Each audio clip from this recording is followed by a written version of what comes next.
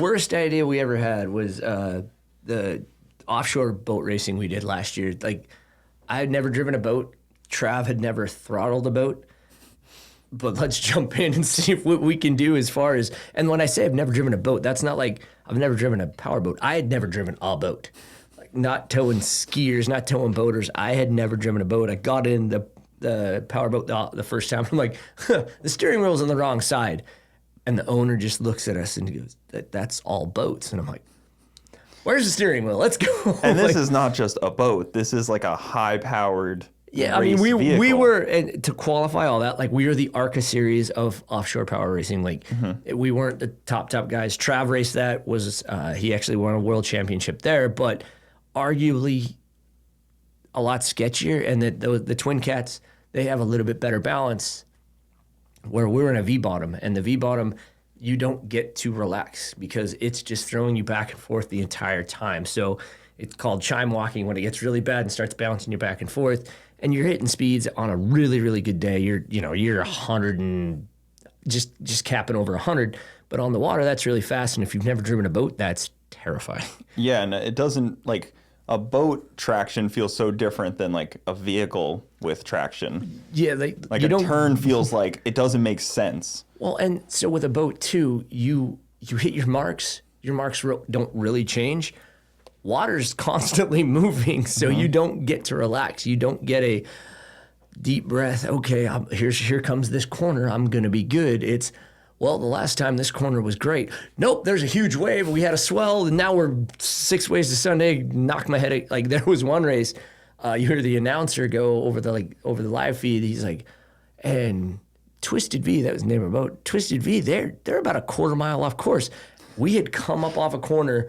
I hit my head against the side, knocked myself out for a split second, and I come to, and Trav's, where are you going? And I literally don't know. I think I just got knocked out. And he's like, just laughs, full throttle ahead, and figured it out. But it's like, the buoy's that way, go.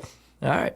How does it work with two people driving then? So is he just like helping you, or what is he doing? So he's in charge of gas and brake. Okay. So that's terrifying in and of itself. I'm literally just steering, but he's in charge of gas, brake, ballast, trim tabs. So he's got his hands full of trying to make the technical side, making sure the boat's flying, forward and backwards. They're trying to fly level, trying to keep the boat in the water while not adding too much weight that we're slow. Like, his whole job is very complicated. My one is like, don't kill us. And how'd you come to the decision of him being that? Because arguably he's one of the best drivers in the world. There was no reason for him not to be on the steering wheel is surprising. He hates not driving, and the one thing that got him was it's backwards in a boat.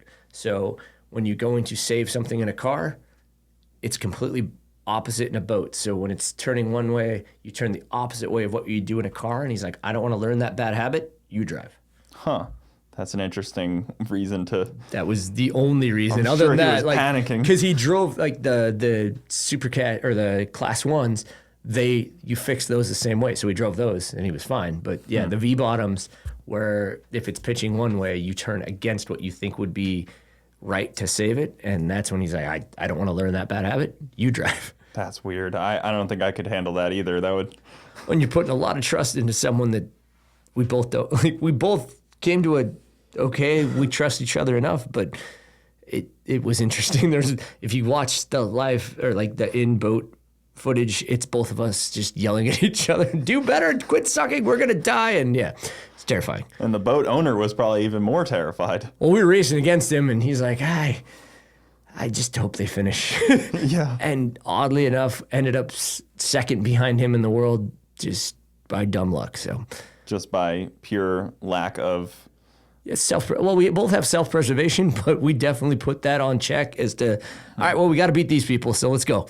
Yeah, I feel like a lot of those guys are like, just, I'll just kind of do it as like a hobby, and you guys are like, I'm going to win this thing. Well, no, that's the funny thing is there's like, there's 8 to 10 boats, so it's not a huge class, but everybody out there is dead serious, and it's a race series for sure. Like, everybody takes it very, very serious.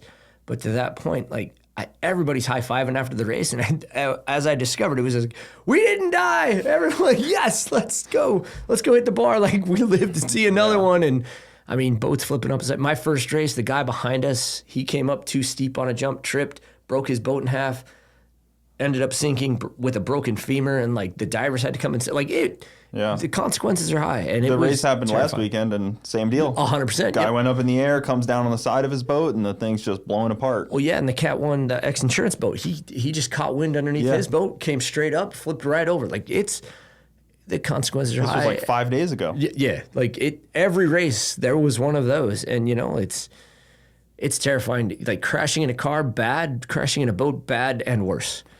Yeah, the whole being in something in water is definitely a lot scarier of a situation. Having guys that are like their job is helicopter divers, and that's part of your race, and you can't race until you have those guys in the air. It kind of puts something a little bit in your head of like, I don't want to think about crashing, and that's why I think it was so scary for me.